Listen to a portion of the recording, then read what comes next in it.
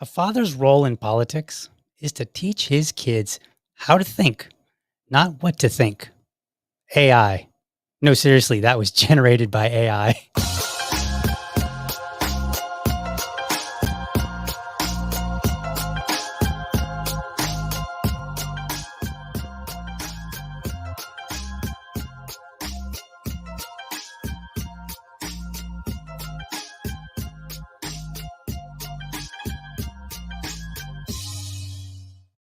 All right, welcome to another episode of the Liberty Dad Podcast, a discussion on politics and culture.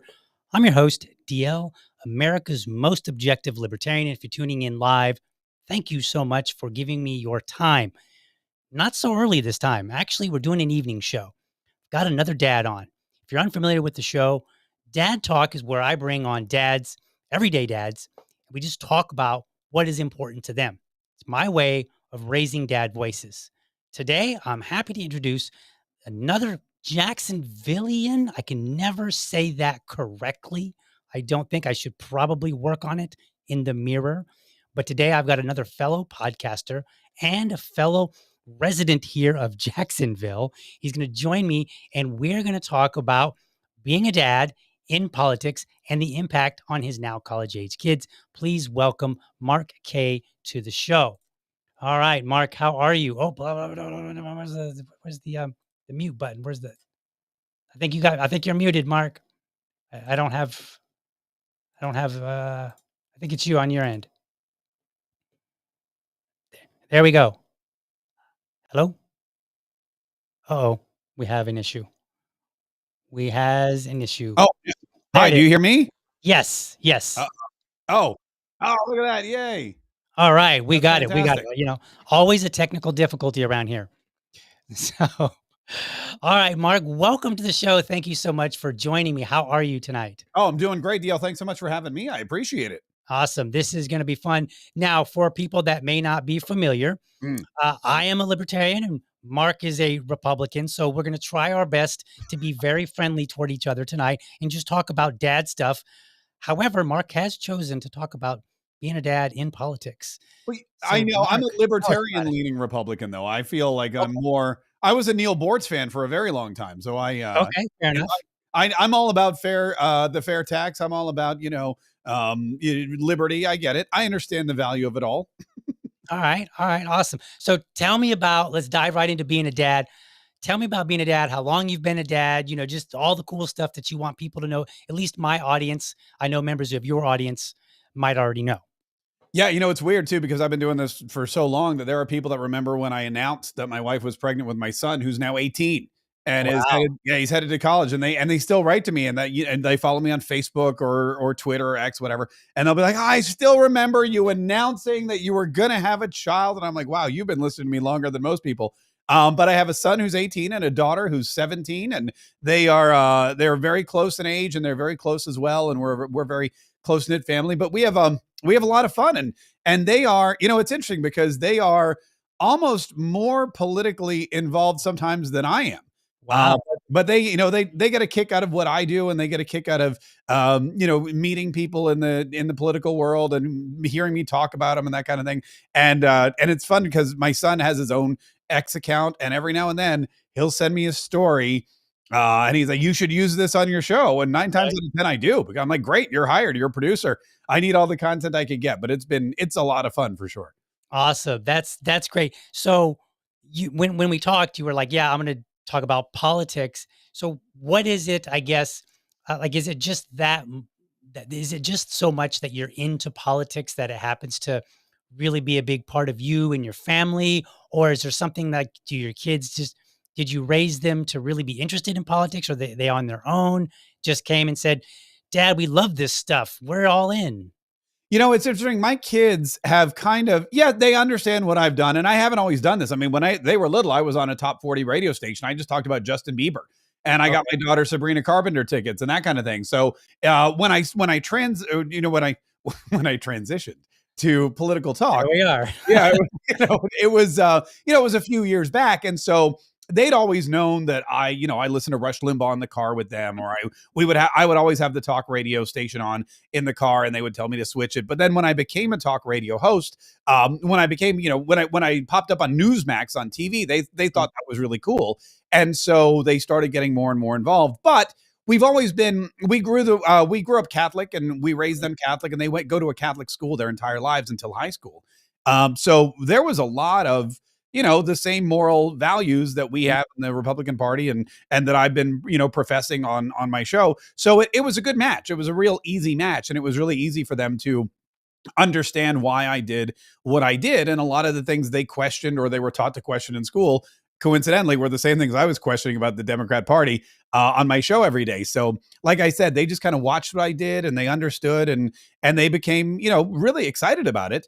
And especially, look, when President Trump rolled around, I Mhm. mean, they were entertained just like everyone else.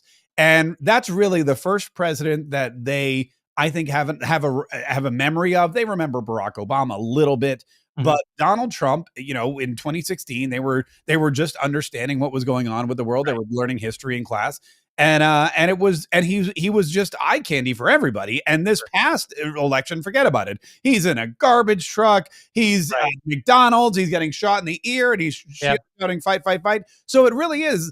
I mean, it really is the most entertaining presidency. And if you want to get kids involved in politics, you've got to be entertaining. And I think that's one of the other reasons why so many young kids these days are gravitating toward, conservatism. Right. I'm very curious how my own son is gonna turn out. So my son is 6, Yeah, and the way I look at it, like, he's too little to really be involved in politics. Like, I drag him to where I go, but I try to make sure that he's just the cute kid that happens to be there. I'm not using him as a prop. sure. And so, like, I tell people, I joke, I'm like, the only thing that he knows about Trump, he happened to be looking over my shoulder, and he like, I think I was watching a news story or something when he got shot in the ear, Mhm. and so that's what my son knows about him, Yeah. because 'cause he'll be like, "Oh, that's" like, he was like one day he was like, "Daddy, that's Trump. He got shot in the ear," and I was like, yes." And that's the extent of his political knowledge. Like, otherwise, he has no clue Yeah. what he's in for. Oh yeah, no, he's got a wild ride ahead of him. Yeah. It's so funny with my kids because I would always, again, they went to a great school, but every now and then they'd come home and they'd say, like, for example, I remember one time I was at Home Depot with my son. He was, I don't know, maybe 8 or 9.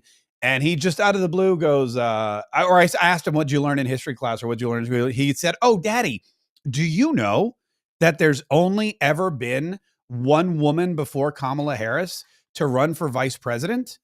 And I said, "Did you know that's wrong? There've been 2." And I go, "She's the 3rd woman." I go, "Who told you Right. that?" He goes, "That's what we learned in history class. It was Sarah Palin." And I go, "Right. They didn't tell you anything about Geraldine Ferraro?" And he Right. goes, "Who?" So then I was like, I got to make a call to the school. I got to go in and do a guest appearance. Right. So then I was constantly on them. I'm like, "Okay, so what'd you learn in history today? What'd Mhm. they tell you about the Supreme Court? What'd they tell you about this?" And then they started coming to me with questions, and they were like, "So what's really going on here? What really happened?" And we'd have great conversations about history and about politics and about civics. And it was my way of keeping an eye on their Right. teaching too. I simultaneously look forward to that, Yeah. and also don't look forward to it because I'm like, how much work am I gonna have to do? Yeah. Like when they come back and they're like, "Daddy, this Supreme Court," and I'll be like, and what's gonna be really cool is I do bill reviews on a regular basis on my show. So I'll review bills, I'll review executive orders, I'll review Yeah. court rulings, and I read them. And then I give my opinion of based on what I've read. So it'll be fun one day when my son's like, "Dad, I like your son, is like, hey, I learned this," and be like, and I'll be able to say, "Well, Daddy did a podcast episode on that way back in the day. So let's sit down and watch this, and Yeah. Daddy's gonna tell you what you didn't learn about it." You're definitely gonna have the inside track on that kind of stuff. It is really fun to see how interested they can get in politics. When my son came to me one day and said, "This teacher said this, and I think that this teacher said this." I go, "They're probably a Democrat," and he said, "Oh, I know they are." And I said, "How do you know?" And he said, "Because I checked their voter registration." I said, "What?" He goes, "Yeah, I checked the voter registration of all my teachers, so I know in whose class I can say what and in whose class I should hold my tongue." And I go, "That's really genius." I thought Right. that was really amazing. And then he started going down our block, and he's like, I checked our whole block, so I know all the neighbors." I go, "Oh, wow, this is great." So it's a handy tool I learned from my son. So I was excited that he did that. That's pretty neat. Now, have they ever felt kind of like embarrassed because, you were popular? Like, like the normal, not like, "Oh, dad has bad opinions," embarrassed, but more like, "Okay, there's dad again," being out there a little bit too much. Has that ever happened? Oh yeah, they're embarrassed all the time. My son will always tell me, "You're talking too loud," but that's just me. They're not necessarily as embarrassed by what I do. Every now and then, one of their friends will, follows me on Instagram or TikTok, and Mhm. they're like, "Is this your dad?" And they're like, "Yeah." Like, "That's so cool. I follow. Get him to follow me back," and that kind of thing. But rarely have they ever been openly embarrassed. I mean, if I'm going to embarrass them, it's just because I do dad things. Like when my daughter, Right, whenever I go pick her up, I make sure that I turn on Kid Rock's Cowboy and I blare it as loud as I can. And I right. and I like get down on my seat and I slow right up like and wherever I happen to be, wherever I'm picked, whether it's church or the SAT or school, I want everybody to like stare at this old bald guy listening to Kid Rock as loud as possible. And then she has to open the door and so those are the kind of things I do that embarrass them. Right. It's not usually there. I used to have a line which I don't use anymore because they would always make fun of me. Whenever I was out and someone would recognize me, they'd come up and say, "Are you Mark Kaye?" And I would always say, "That depends. Do you like the show?" And right, it's a great line, right? And then Right. they would laugh, whatever, like that. But I guess I said it one too many times because one time I was out with my kids and somebody approached me and they said, "Are you Mark Kaye?" And both my kids immediately, before I could even say it, go, "That depends. Do you like the show?" So I stopped. I stopped using that line at that moment because I was like, maybe that That's was hysterical. a little worn out. So so how did you balance life in politics? Because I'm gonna make an assumption Mm. that when they were little, you also didn't necessarily use them as props. Or if you did, you could tell me about how you did it and why and whatnot. But so how did you balance when they were younger? Because when they get older, it's a different ballgame, right? Like they Yep. might get interested, they might ask questions, they might be curious. When they're 6, like my kid is 6, he likes Minecraft. That's what he Mm. cares about. Yeah, He yeah. don't care about Trump really, or anything else related to anything else that I talk about. So how Yeah. did you balance that? I really I didn't want my kids on my show at all. I didn't want them, even when I was on Top 40 Radio, I would speak about them. I would never use their names. We'd never talk about where they go to school. Like I just kind of protect them from that. But Mhm. as they grew older, like I said, they got more and more interested. I still never really spoke about them, but I would say, my son and my daughter this. And I guess really one of the first things that happened was I got invited to speak to a group in where was it? It was somewhere Leesburg, Florida, in the middle of nowhere, Florida. But it was the Teenage Republicans of Leesburg or something, and they invited me out. And it was funny because my kids were, I think, 14 and 15 at the time. And I Mhm. said, would you guys want to drive out there for the day? We can road trip. You can come to this thing with me. And they both said, yeah, they wanted to come, which made my wife Right. thrilled because she got like a free afternoon. So we drove out to Leesburg. We got to the event. We found out very soon, though, that while it was called the Teenage Republicans, it was an Mhm. event that they were hosting, and most of the people there were middle age or older. But I got up and Roger Stone was there, and Laura Oh, Looper stopped by, which was kind of fun.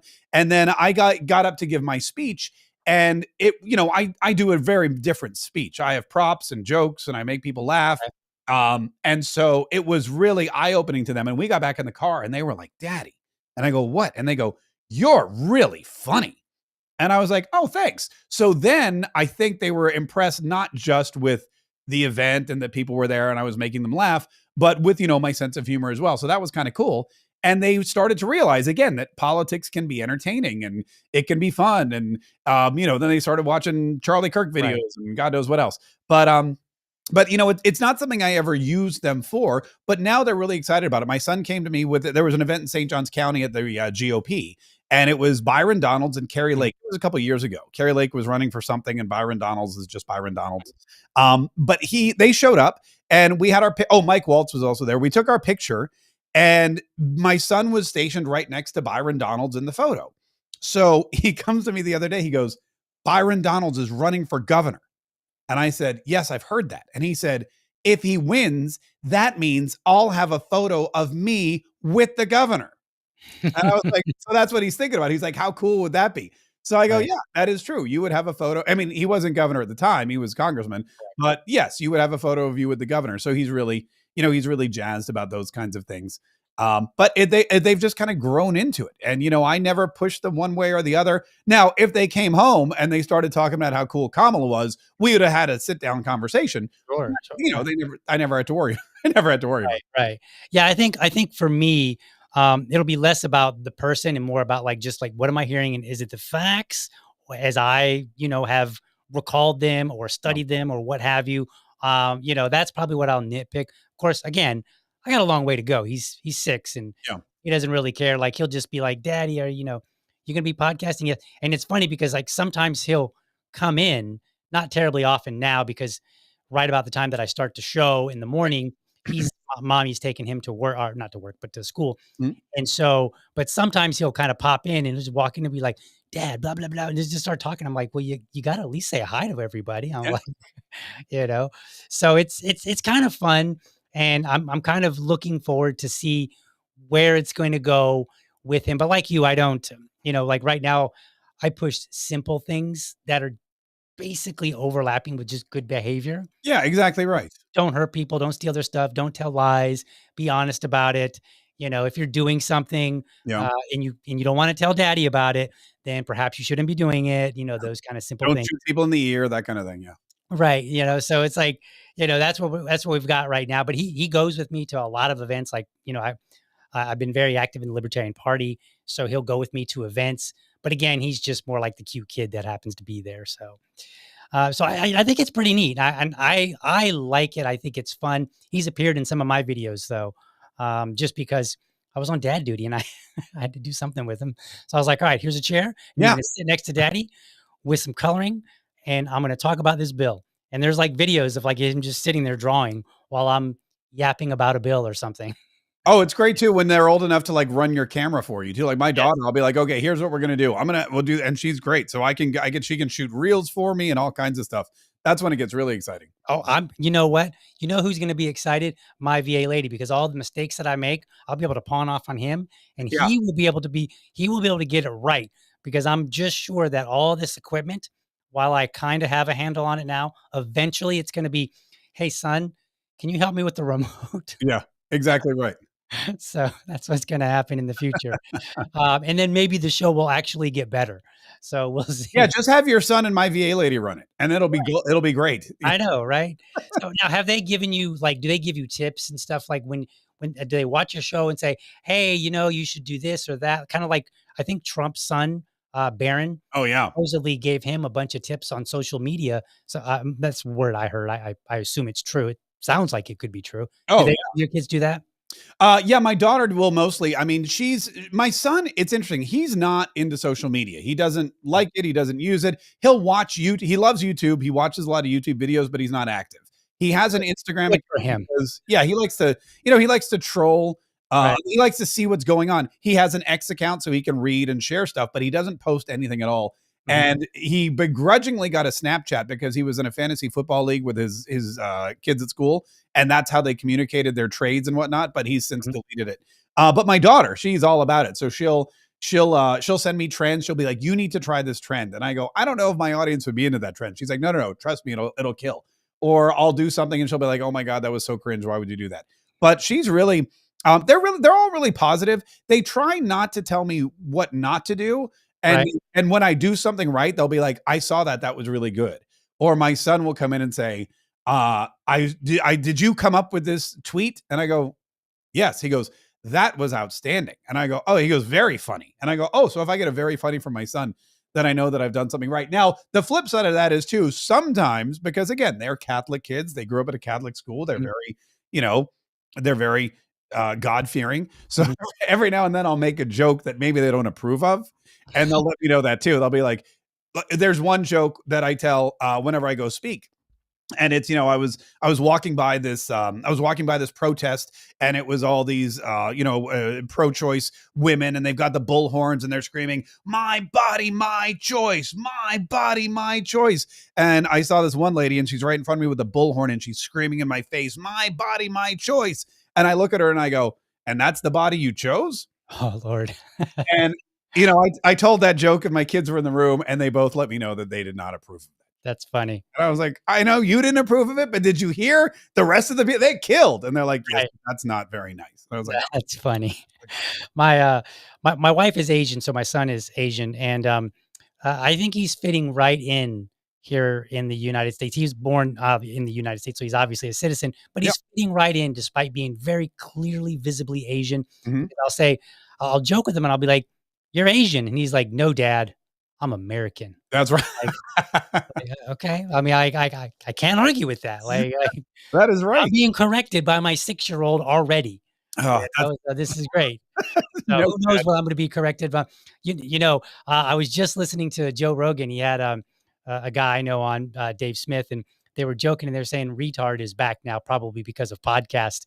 yeah, Yeah, so I imagine one day he will be like, "Dad, that's not a that's a bad word."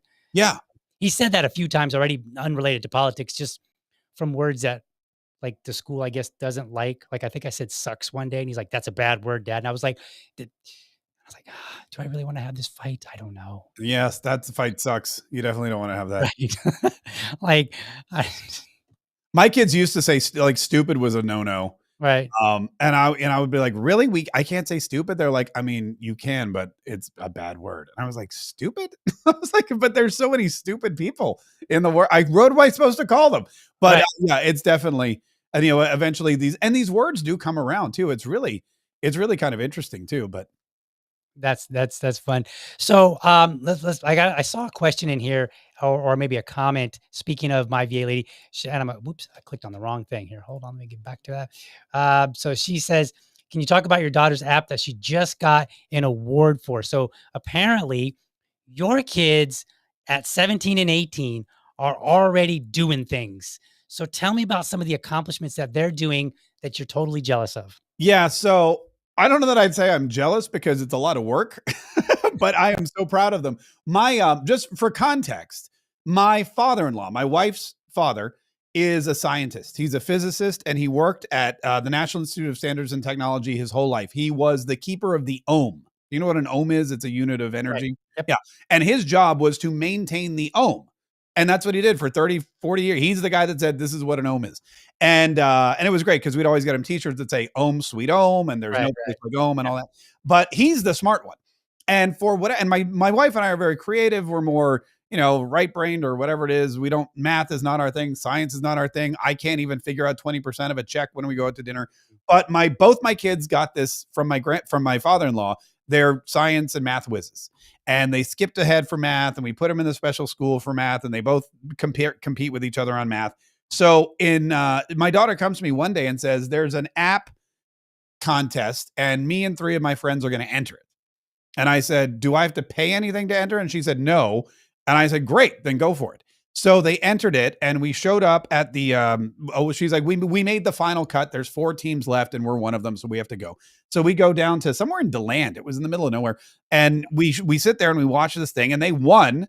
And they each got like $1,000 scholarship, and we were like, "Whoa, this is actually like a real thing!" And they got certificates, and they were in the paper, and we're like, "Congratulations, this is amazing!" Well, the next thing we know, their principal writes that she has entered them into what's called the Congressional App Challenge. And every congressman or congresswoman around the country in their district chooses one group of students or one student or one app from their entire district to be represented in Washington, D.C. at the Capitol. And my daughter's app and her friends were chosen by Congressman Aaron Bean because their school's in District 4. And so this past week, we were invited up to the Capitol. We flew up and we sat with the congressman and he talked about the app. We took photos. We went on a whole Capitol tour. It was fun. We got to sit in the Congressional Gallery, and I had to explain to everyone what was going on and why everyone was just standing around on their cell phones. I go, well, they vote, and then they just sit there and talk to each other for like 20 minutes. And then there was a big ceremony. She presented her app, and Brian Mast was there, and he walked around, and a couple of other folks were there. But it was really fantastic, and it was so great, to experience that with her. But yeah, she developed this app and won all these awards, and it'll be great for her college resume. And she got to go to DC during the school week, which was also a plus. So nice. no. And then I've seen in the comments here that your son wrote a book, that as well. Like, yeah, he did. I think I have a copy. He wrote this because, again, he wants to be a history professor. That's his goal, and he's really into history. And he's into history, but much like all of us, he's not into that alternative history that they've been teaching. right. But he read during COVID, there was, history numbers were down, civics was down, kids didn't learn anything because it was remote. And so there was an article that came out in USA Today that it was something like 83% of eighth graders couldn't pass a basic, history or civics exam. So he came up with a book, and it's 50 facts about America every middle schooler must know. And he was big into AI too. So he AI'd the photos.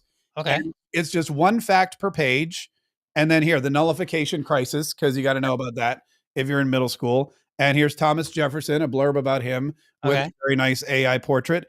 The Battle of Yorktown, the Battle of Trenton, all that kind of stuff. And it's 50 of them. And it ends with the new millennium, just kind of general, but it's great. And we designed the cover. He designed all these images. We put it together on the cover. We printed up, and he sold I think 500 copies. Wow. And then the money he raised, we donated to Samaritan's Purse after Hurricane Helene. So he was able to take a chunk of change. We had a promotion. I think it was during September. Every copy that he sold during the month of September or October, I forget when Hurricane Helene was, went to the victims. And so he cut a big check to Samaritan's Purse, and he got a big letter from Franklin Graham, and it was awesome. And he put it on his college resume, which I'm sure didn't hurt. And it was great. It was a lot of fun. So I'm proud of both of them. They're both hard working kids and very creative and also smart. That's really, really cool. And I'm definitely going to take notes so that I can, let my son know what, the competition's up to. Yeah. Oh, it's cutthroat, man. Because he's Asian, right? Like he has to do like at least that or better. Well, yeah. I mean, here's the thing. It's tough because about the lawsuits, especially with these colleges. They are biased against Asian kids because they have, typically they have higher math scores, higher SAT scores, higher ACT scores. And they get to the point where they're like, we have to consider other demographics. And then they're getting sued for discrimination because they're like, the only reason you didn't let me in was because you're Asian. So, it's good that he has your last name because at least he can mask it on his application. Right. There's that. And if we really need to dig deep, Daddy's 20% Native American. So, all right. I'm prepared. Okay. Essentially. I don't know what I'm going to do with that because I have no tribal association. Yeah. Call Elizabeth Warren to help you for sure. Right. But it's there, we'll use it if we have to. I've been to the Seminole Hard Rock Casino. Does that count as being Native American? No. Okay. So, but it's funny though. He's doing very well so far. Obviously he's, not nearly ready to write books or anything like that, but he's coming along very well. And if this trajectory holds, then maybe he too will, I don't know, write a book or whatever. I don't know. Who knows what he'll do when he's, 17, 18 years old, but that'll be really cool. If he really wants to impress his mama, he will, she's in real estate. He will be buying houses. That's exactly that. I would recommend that over, a real estate portfolio is probably the number one thing you should have for sure. Right. Well, I mean, so it's funny because my wife's really all about math and I'm all about reading. I'm like, I think this kid's already set. He'll be good to go. Because those are the scores that are miserable right now. When you look at the statistics, it's awful. And so I'm like, look, you got to be able to read so that when the media is telling you something, because it's funny, Mark, what kind of got me into even reading like legislation or Supreme Court rulings or anything. Yeah. It was, I was reading a newspaper and I saw them referencing an article, not an article, but like a study. Right. And I was like, okay, I was just curious. I was like, oh, I wonder what that study. I was curious about the study. I wasn't trying to fact check them. I was just curious. And I dug it up, which by the way, it burns me to no end when you're reading about something and they don't provide a link or the name of it. And then Yeah. you have to go figure out which study they pulled it from. Right. Right. So then I read it and then I was like, wait a minute.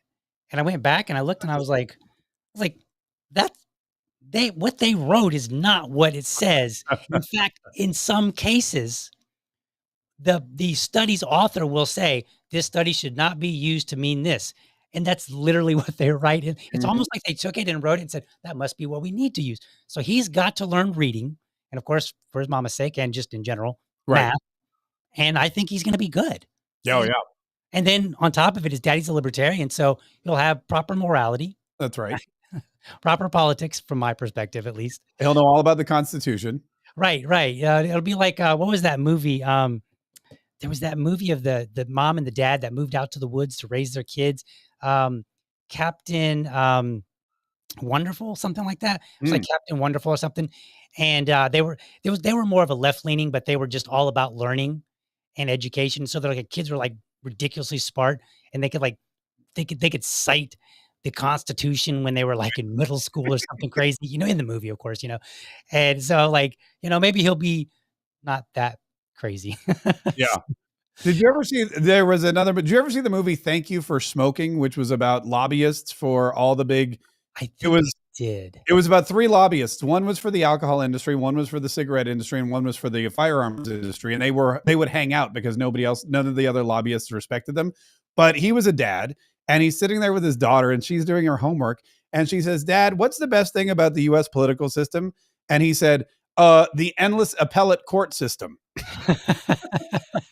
And I go, "Okay, that's" so yes, every parent, will influence their child in some way, shape, or form. That's funny. So they're going to college. Yeah. Are you in any way worried that they're gonna come back like crazy? No. Why I'm not?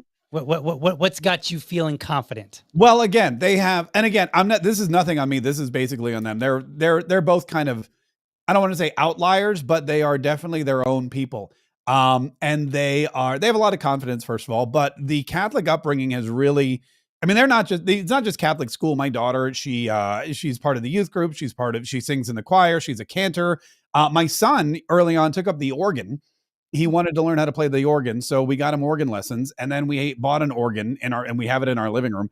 And he, at 15, became the youngest professional organist in the entire diocese, probably the entire state, but we can't verify that. And he's been playing organ professionally since he was 15, so for 3 years. And when you're in church that much, you become a very solid person. You have your strict beliefs, but he's not into partying. Like I said, he's not into the social media. He has no interest in that kind of thing. Will that change? Maybe. But Mhm. again, he's really into history. He's really into studying, and he's really into football and the organ, and those are the things that he likes. So it would really take a unique individual or group of individuals, I think, to draw him down some road that he's not interested in anyway, because he's very self-assured. And she's the same way. She's found a group of friends who are very similar to her and also very Christian, very moral, come from very similar families. And they don't, they find exciting things to do that don't involve partying or vaping or drinking or any of that kind of stuff. So like I said, we lucked out. That could all come crashing down when they go to college, but they also have high aspirations, and Mhm. the institutions they're looking at are not typically the kinds of places where, Okay. it's not like I'm nothing against Florida State, but if they were going to Florida State, I'd be a little more concerned. Gotcha. ECU, East Carolina, is the number one party school in the country, I think, or at least it was when I went and partied there. Mhm. But I don't know. So we'll see. We'll see what happens. But I'm not. They're very, like I said, self-confident and morally grounded people. And like, for example, we're going on their trip, my son's graduation trip. He wanted to go to Europe, so we're going to France because we've never been there. And Mhm. I said, you're 18. You can have some wine in France. And he said, absolutely not. And I said, why not? He goes, because in America, it's still 21 and I'm American. And I said, okay. Whereas when I was 17, I went to France and I was so excited that nobody was, so Right. it's a different mentality. It's a different time frame, but they're their own people and they know what they like to do for fun. And I don't worry about them at all. That's good, that's good. Do they take after you in any way, or were you like the party animal when you were growing up? Well, I went to NYU. Okay. And at NYU, it was fun, but NYU, we had a lot of other schools around. We were in driving distance, and a lot of my since I was out of state, but a lot of people there are commuters, so they had cars. So on the weekend, there'd be nothing to do. They go, "Hey, let's go up to Cornell. There's a party at this fraternity," or "Let's go to Rutgers," whatever. So the big joke in the family is I always partied at some school. Mm. And my with Davidson, my son said, I'm thinking about Davidson College. Have you ever been there? I said, oh, I had a good friend from Davidson. I used to go party there. And they laugh about that. And then Cornell, he's like, what do you know about Cornell? I go, oh, they have the Lenrock Mansion was the mansion owned by Mr. Cornell. I went to a great party there once. So I was a little more of that in college, which explains why I probably do what I do now, and I'm not like a physicist or an engineer or something.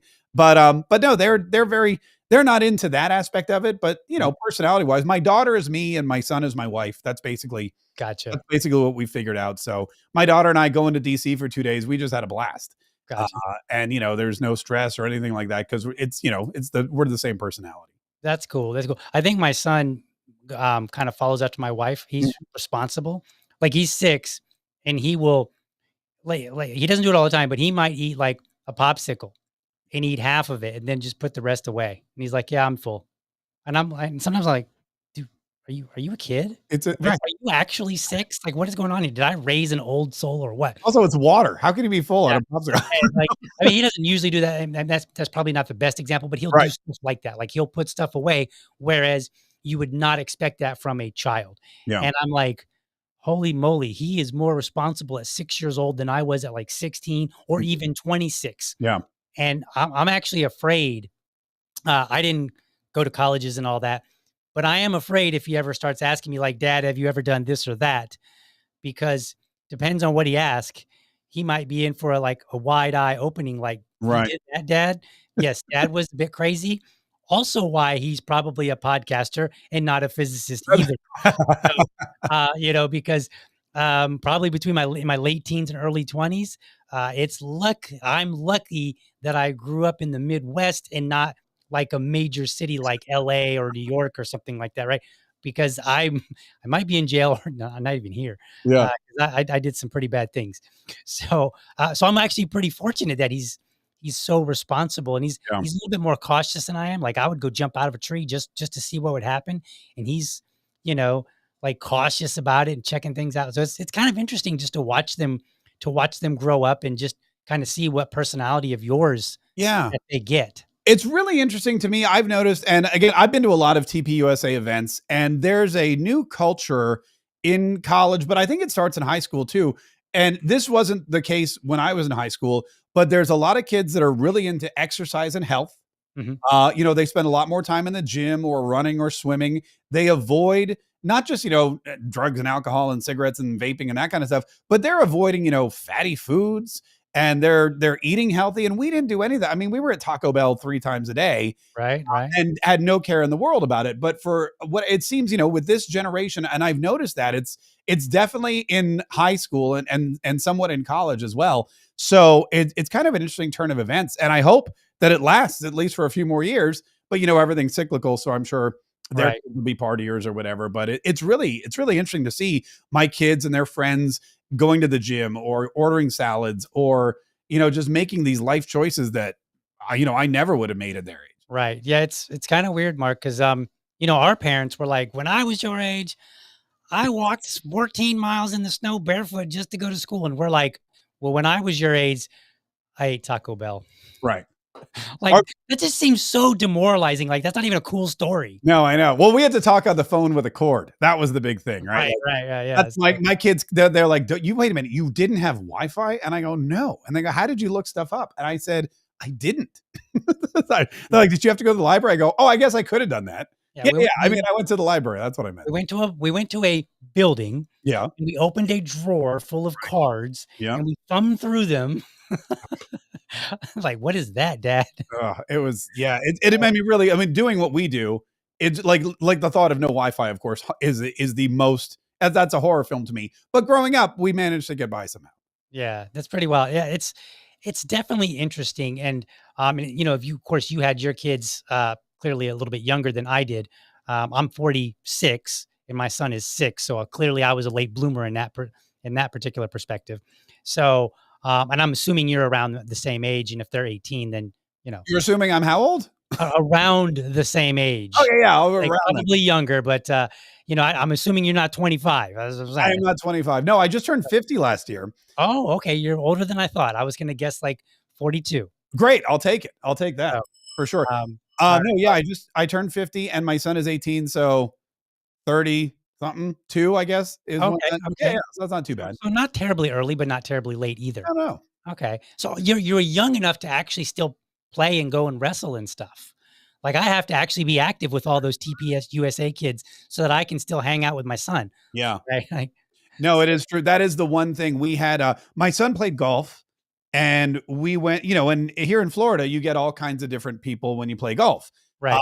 And we would go to these tournaments and there was this one guy, I forget his name, that was in my son's age group. They were the same level. So they always got paired up together and the dads would ride around in these golf carts.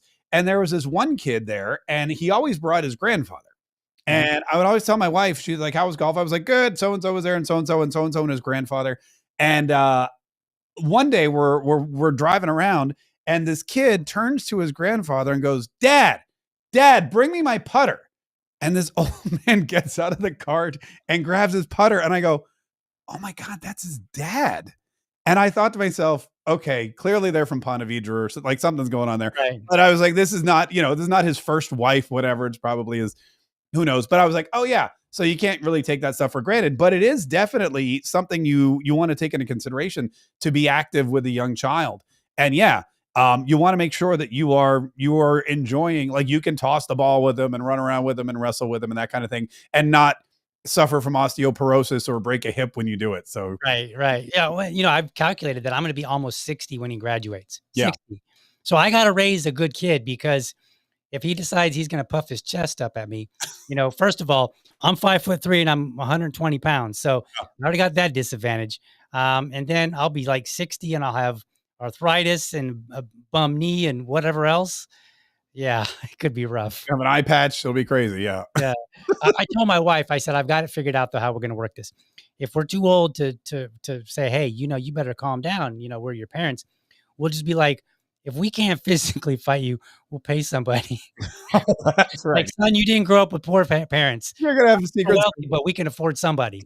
We can afford a bouncer to Right. put you back in your place. So, oh, that's too funny. So you're doing your show now Mhm. on your own, and they're helping you out occasionally. And so do they like are they going to remain kind of like active in any way as they go on to college, do you think? Or do you think that they're just going to, because I get it, they're going to go on to college and they're going to have their own life and their own responsibilities, or, you know, or do you think they're going to kind of stay active, promote your show, talk about it, stuff like that? I don't know. That's an interesting question. My daughter, she, because I go to DC a lot. I'm go there for, I went there for the inauguration, or there'll be some event, or I'll just go up there and hang out with a couple people I know, do some interviews, that kind of thing.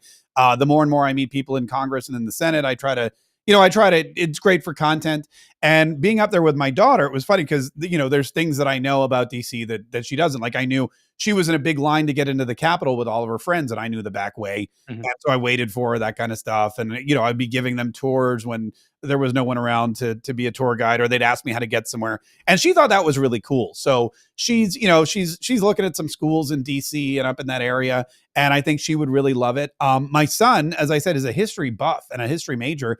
And he always wanted to be a history professor. But now that you're actually going to college and he's starting to think about his life, he realizes, history professor is a great job, but it's a limited, Mhm. it's not like accountant, Right. and so he's thinking, okay, so now he's thinking, what else can I do with a history degree? And the number one thing you do with a history degree is become active in politics, or you go to law school, or both. So I think, I don't know what they're going to do with their lives, but I definitely think because of the time, again, not just because of who I am, but growing up in this time, I mean, politics is entertainment. Donald Trump is everywhere. Right. JD Vance is everywhere. They love, who else is it? Oh, they loved Vivek Ramaswamy. They thought he was great. So there's a lot of, and the entertaining personalities, they're not going away. I mean, they go on, they see Jasmine Crockett. They see how, I mean, they're on TikTok, and every single congressperson, every single senator is trying to be on TikTok looking cool and grasping for the young vote. So as long as there's Congress people and senators and governors doing that, they're going to be exposed to it. And I think that they're going to be interested in that as well. So we'll see. Gotcha. Do you think they'll take any kind of active role in politics, or they'll just kind of pursue their own interest and then on the side, maybe make commentary from time to time and, obviously vote and inform other people? Yeah. Like, do you foresee them taking any, like, running for office in the future or anything along that line? I don't know. My daughter's really she wants to be a researcher. Like she's into medicine and stuff. So I don't foresee her doing that. With my son, again, he's more of a behind the scenes kind of guy. Okay. I can see him working in some capacity, maybe in some kind of department or whatever, but maybe a think tank. But I don't know. They like to argue with each other, but they don't like to argue with other people. Me, gotcha. I hate arguing with my family, but I'll argue with anybody else in the world. Right, so. Right. Yeah, that's funny. I was just telling my wife the other day, I was like, I'm really trying to work hard at not being argumentative with the family, but just everybody else. Right. Exactly. But I'm an argumentative person in the, so this is kind of like a great area for me to be in. Sure. But I am trying to dial it back. I mean, it's not like I'm a bad guy or anything. I just, push the buttons a little bit too much every great once in a while. Yeah. So, but, my wife would always say to me, you're not on the radio right now. Right. Okay. I get it. Yeah. Yeah. My wife's like, she's like, it's a good thing you had a podcast. She's like, you like to talk. And I'm like, thanks. Yeah. So, and then like, I was telling her, like, I've been trying to get my show and dial it back to more closer to like 45 minutes rather than the hour that it is. And, she's like, yeah, I can see why you're having trouble. Like, wives are so honest, right? Like that's just how they are. It's so funny. But no, I think this has been, a pretty great conversation. I'm not trying to dial it down. What else are we missing about you as a dad in politics that maybe I just haven't thought to ask about, or that's interesting? Because you're the first dad on here that's talked about politics. No, I take it back. You're technically the second one. Okay. But the first one that's really all in it like this. You're a podcast host. You go to DC on a regular basis. You're interviewing people. The other person was just more interested on the internet with friends and, and stuff like that. So, what else am I missing here? Like, do you have hobbies that you do that have nothing to do with politics? Or are you just like, I get off here and read about the news? Well, it's interesting because I took up poker a few years back. And I used to just play blackjack whenever we go to Vegas, or we lived in New Jersey for a while. So we would go to Atlantic City and play blackjack. But I took up poker because it's way more, it's quieter for a lot of guys, they don't talk at the poker table. And I talk to all the time that it's a nice kind of relaxing thing for me to just sit there and not talk. And but it's also competitive. I mean, you're not competing when you play blackjack, it's everybody against the house. When it's poker, it's, you're gladiators and you're fighting each other and the last man standing wins. So that's kind of exciting. And I try to tell myself that's a good hobby. I don't get to play it as much anymore. But as my hobbies were always doing this kind of stuff. So when I was on the radio and I had a radio job, I'd come home and I'd be on Snapchat, or I'd be on Instagram, or I'd write a book, or I'd do a video for my YouTube channel. And I was always messing around with that kind of thing. So really now my job is actually my hobby. I think when it comes to parenting and not even just politics and just being a good parent, you need to find, like you said, you need to find, the best kind of grounded, when you want to be a good person. And we lucked out because we were able to put our kids in a Catholic school. And we really, where we live, we moved here from DC and we didn't know a lot about Jacksonville. We moved to Duval County, and people said, if you're in Duval County, your house will be cheaper, but whatever money you save, you're going to have to spend on private school because you don't want to send your kids to the public school. Right. Or you could move to St. Johns County, where your house is going to be twice as much, but you can send them to the public school. So we looked around and we were Catholic and we were members of the church and we settled down on that. And that was a really great help because we didn't really have to. I mean, we worked hard, but we also had help with that moral standard of living. Right. And that is the toughest part. And, we didn't have to fight all of these negative influences because they were going to school and they had religion classes and they were taught the 10 commandments and that kind of thing. And then when they came home, I would teach them about the Constitution and we would talk about the founding of the country, and we were very patriotic and we'd always stand for the Pledge of Allegiance and that kind of thing. So I think just being a good person, you can really raise good people, and putting them in a position where they're around other good people, I think is very helpful. Yeah, it's interesting. So he's 6, he's in kindergarten, and my wife is Catholic. I'm just a regular plain old heathen. Yeah. And and she actually wanted him to go to Catholic school. Unfortunately, we learned the hard way that if you're trying to get him into kindergarten, you need to start when they're like 3. Because otherwise you're not gonna make the line. And we learned that the hard way, but we did find a good alternative. We Yep. actually visited. It was funny. We visited schools, and we went to one. I'm not going to name any of the schools, but we went to one school, and we got there, and I didn't like the way some of the other parents were dressed. Right. And the reason was the year prior for pre-K, Yeah. I showed up. My wife and I showed up at a school, and there was a couple dads there that had a sport coat on, and I felt underdressed, and I was like, "Crap!" You can see what I'm wearing. This is generally what I wear, like Yeah. a button-up shirt Same. and a pair of jeans, and so I'm generally pretty. I look decent, right? And so the next year, I was like, "Well, I'm not going to let that happen again." So I dressed up in a sport coat and just like a shirt like this, and we go, and I saw these parents, and they were wearing something that you might see more closer at Walmart. And I walked away and I was like, "Yeah, I don't really like that school." My wife's like, Mm. "Why?" And I was like, "Did you see the parents, the way they were dressed?" And she was like, "What?" Yeah. And my own wife said, "Sounds kind of bigoted."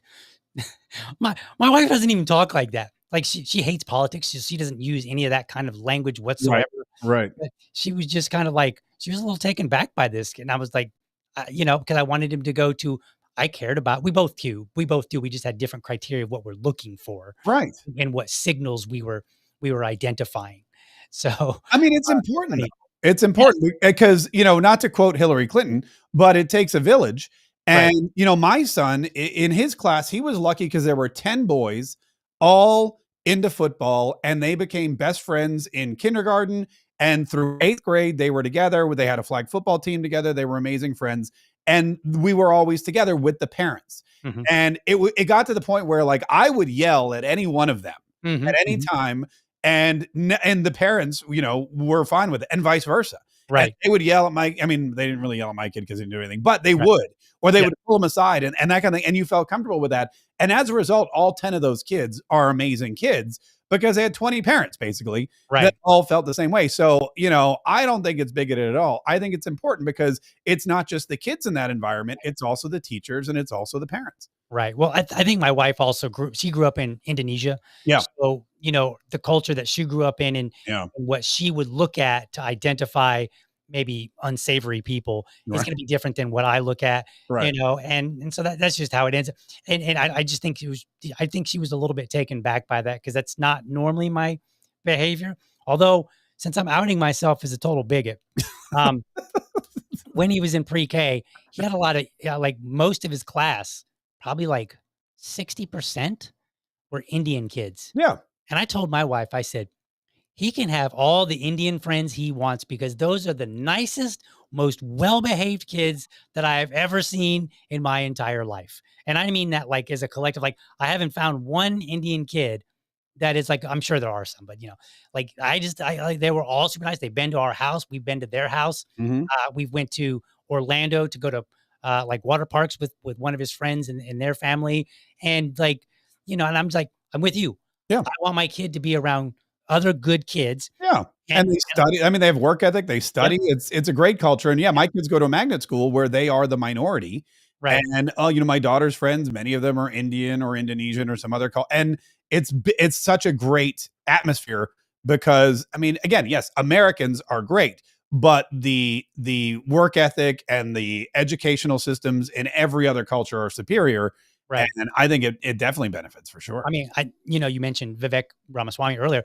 I think he nailed it when he said, "We have a culture of mediocrity." I was Yes, like, "Well, yes, we do." Like, we accept 100%. some of the laziest stuff, and it's really terrible. Yeah. And so I don't want him to be. It's funny, before the show, I went to the bank and I had a bad experience, and I came home and I was pissy about it.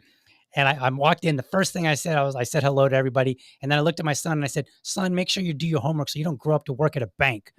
And so, so, but I want the best for him. And like Yeah. you, I don't know if you grew up like this. I grew up where the neighbor lady might say, "I'm going to call your mother," and I'm like, in the neighborhood we live in, I think would be that kind of neighborhood, Mhm. and I want that. I want, I mean, I don't want my kid.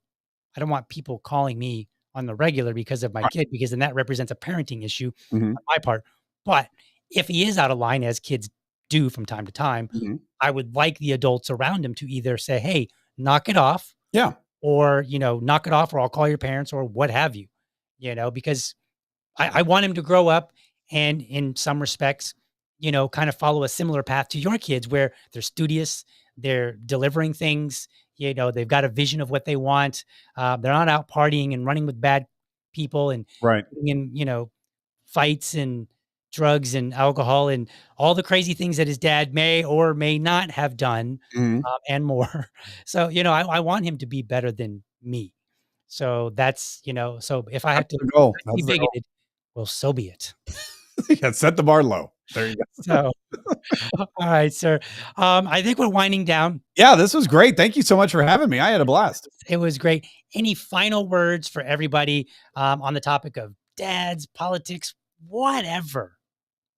I would just say, as a dad, I think it's important that you are yourself Mhm, because, like when you go to work, people put on airs, they try to be fake if you're in sales, whatever, but you're with your family the most. mhm, And I think you owe it to them, and it's easier to be yourself, but I think it's also, some people always say, what should I say to my kid? How should I act around my kid? And I think being genuine is a lost art form.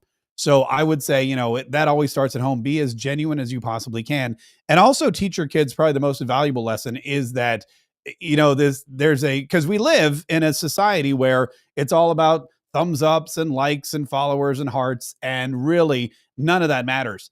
That's one of the biggest things I think you can combat. So if you teach your kids to be genuine and to be themselves and to be self confident, they can kind of fight through all of that false praise that they're out there seeking every single day right. in every other aspect.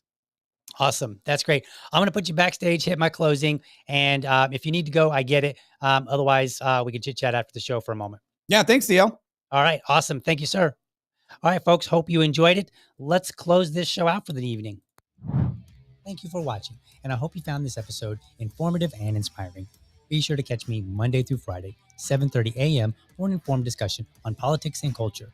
Make sure that you're subscribed to my YouTube channel, or if you prefer my Rumble channel, you can go to youtube.libertydad.com, or you can go to rumble.libertydad.com. While you are there, let me know how I'm doing by leaving me a comment. You can also become part of the community by heading over to libertydad.locals.com. Remember, if you're a champion of liberty, your business is people and your product is liberty. I want you to have a great week.